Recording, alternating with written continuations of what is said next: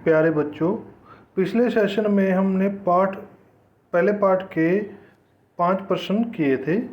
इस सेशन में आज हम इसके जो बाकी के पहले प्रश्न रह गए हैं उनको करेंगे। प्रश्न नंबर 6, रिक्त स्थानों की पूर्ति कीजिए। तो पहला है इसका,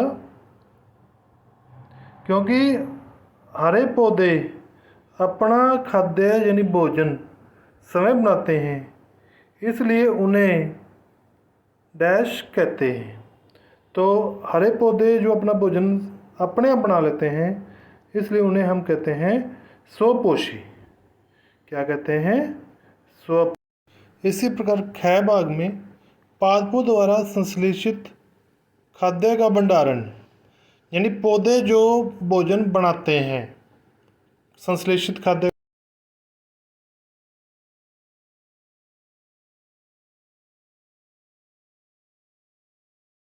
संग्रहित किया जाता है, भंडारण डैश के रूप में किया जाता है। तो इसका उत्तर आएगा मंड। ये एक जटिल कार्बोहाइड्रेट होता है। पौधे पहले ग्लूकोज बनाते हैं, प्रकाश संश्लेषण द्वारा ग्लूकोज एक सरल कार्बोहाइड्रेट बनाते हैं, बाद में उसे मंड के रूप में जमा कर लेते हैं। इसी प्रकार ग भाग में प्रकाश संश्लेषण के प्रक्रम में जिस वर्णक द्वारा सौर ऊर्जा संग्रहित की जाती है उसे डैश कहते हैं। यानी सौर ऊर्जा को पौधे लेते हैं पहले किस वर्णक द्वारा? तो वो होता है क्लोरोफिल। ये एक हरे रंग का वर्णक होता है सभी पौधों में, अधिकतर पौधों में, जो सौर ऊर्जा को पहले संग्रहित कर लेता है, यानी इकट्ठा कर लेता है, बाद में उस ऊर्जा को उपयोग में लाता है। तो इसका आंसर आएगा क्लोरोफिल।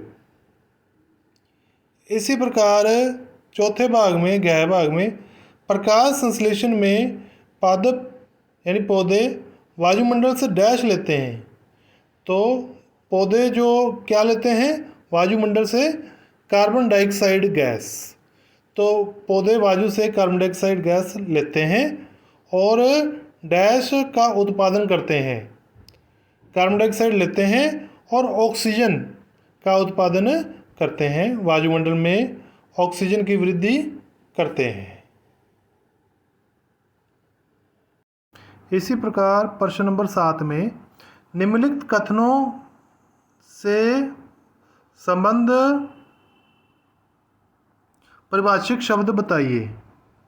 यानी यहाँ पर लाइन दी गई है, हमने उसका लिए एक शब्द बताना है। पीत दुर्बल तने वाला परजीवी पौधा, यानी पीत का मतलब पीला, पीले से दुर्बल में कमजोर, तने वाला एक परजीवी पौधा, तो वो होता है अमरबेल। तो अमरबेल पीले रंग की भी होती है, कमजोर भी होती है, और ये परजीवी पौधा भी है। इसी प्रकार ख भाग में एक पादप जिसमें स्वपोषण और विषम पोषण दोनों ही प्रणाली पाई जाती है। तो जैसे ये घटपर्णी होता है, घटपर्णी या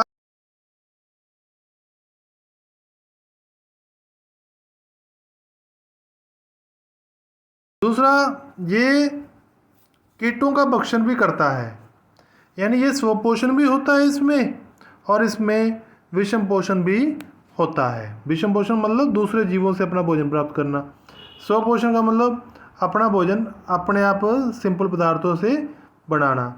तो घटपर्णी में स्वपोषण और विषम पोषण दोनों ही प्रणाली पाई जाती है। गह भाग में वे अंदर जिनके द्वारा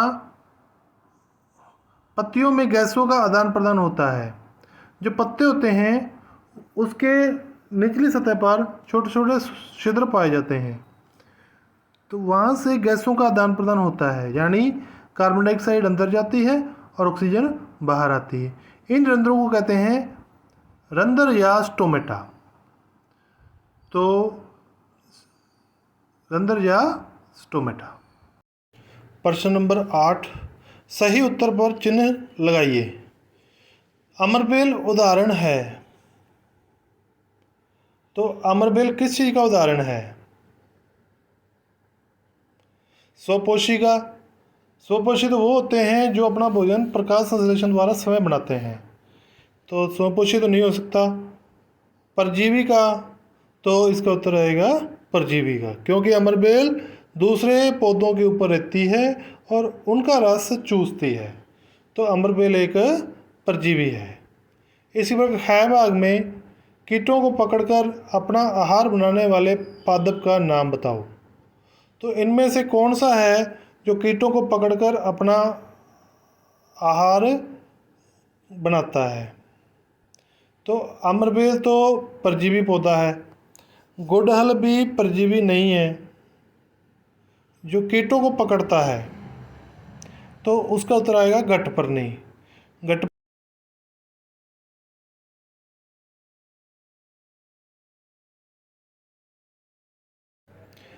प्रश्न नंबर 9 में कॉलम ए में दिए गए शब्दों का मिलान कॉलम बी के शब्दों के साथ कीजिए।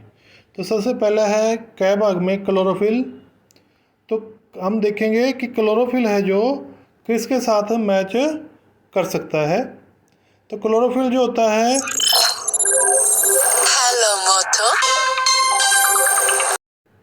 जो क्लोरोफिल होता है वो जीवाणु के साथ नहीं जुड़ेगा, परपोषित भी नहीं, गठपर्णी भी नहीं, पत्ते।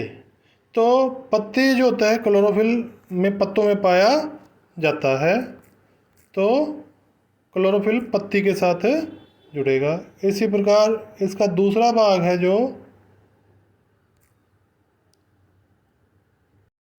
नाइट्रोजन है, किसके साथ जुड़ेगा? देखो जीवाणु, जो फलीदार पौधों की जड़ों में रहने वाले जीवाणु होते हैं वो नाइट्रोजन को नाइट्रेट में बदलते हैं। तो हम कह सकते हैं कि नाइट्रोजन का किसके साथ मिलान करेंगे? जीवाणु के साथ।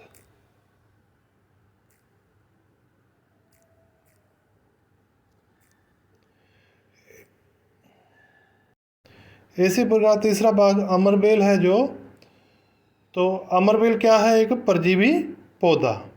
तो अमरबेल को हम परजीवी के साथ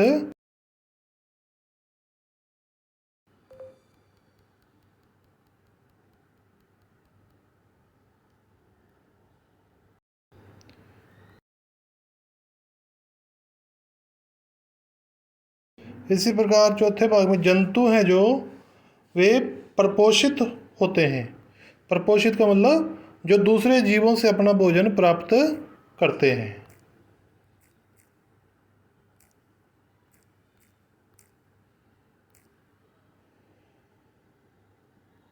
इसी प्रकार पांचवें भाग में कीट पक्षी।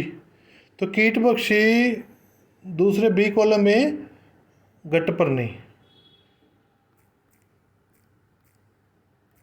गठपर्णी एक पौधा है जो कीटों को अपना आहार बनाता है। इसी प्रकार प्रश्न नंबर 10, निम्न कथनों में सत्य और असत्य का चयन कीजिए। यानी हमने बताना है कि ये सत्य है या असत्य है। पहला है क भाग में प्रकाश संश्लेषण में कार्बन डाइऑक्साइड मुक्त होती है। प्रकाश संश्लेषण क्रिया है उसमें कार्बन डाइऑक्साइड पैदा होती है, तो ये गलत है, क्योंकि प्रकाश संश्लेषण में कार्बन डाइऑक्साइड तो पौधे लेते हैं, तो ये बन गया असत्य। ख भाग में ऐसे पादप जो अपना भोजन समय संश्लेषित करते हैं, मतलब अपने आप बनाते हैं, मृतजीवी कहलाते हैं। तो क्या ऐसे पौधे जो अपना भोजन समय बनाते हैं उन्हें मृतजीवी कहते हैं? तो ये आएगा गलत, यानी असत्य। उन्हें तो हम स्वपोषी कहते हैं। तो दूसरा भी क्या है? असत्य। ग भाग में प्रकाश संश्लेषण का उत्पाद प्रोटीन नहीं है। तो प्रकाश संश्लेषण में पौधे कार्बोहाइड्रेट और यानी कार्बोहाइड्रेट बनाते हैं, यानी ग्लूकोज बनाते हैं, तो प्रोटीन नहीं बनाते, तो ये सत्य है।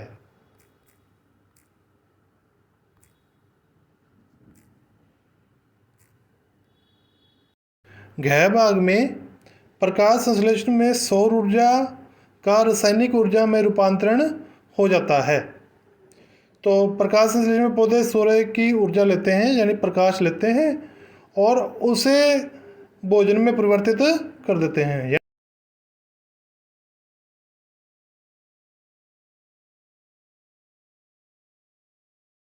तो ये भी क्या हो गया, सत्य।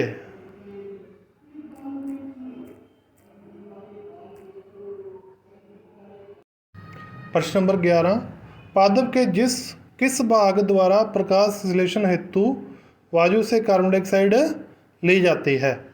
तो पौधे कार्बन डाइऑक्साइड कहाँ से लेते हैं? उत्तर आएगा रंध्र। तो अपने रंध्रों से पौधे वायु में से कार्बन डाइऑक्साइड ले लेते हैं। 12वें प्रश्न में वायु से मुख्यतः जिस भाग द्वारा पादप कार्बन डाइऑक्साइड प्राप्त करते हैं? पौधे वायु में से कार्बन डाइऑक्साइड अपने किस भाग द्वारा लेते हैं? जड़ द्वारा, तने द्वारा, पुष्प द्वारा, पत्तियों द्वारा? तो इसका उत्तर क्या आएगा, पत्तियों के द्वारा। पत्तियों के द्वारा, पत्तियों में ही रंध्र होते हैं, पौधे रंध्रों से ही कार्बन डाइऑक्साइड लेते हैं और ऑक्सीजन छोड़ते हैं। इस तरीके से ये पाठ पूरा होता है।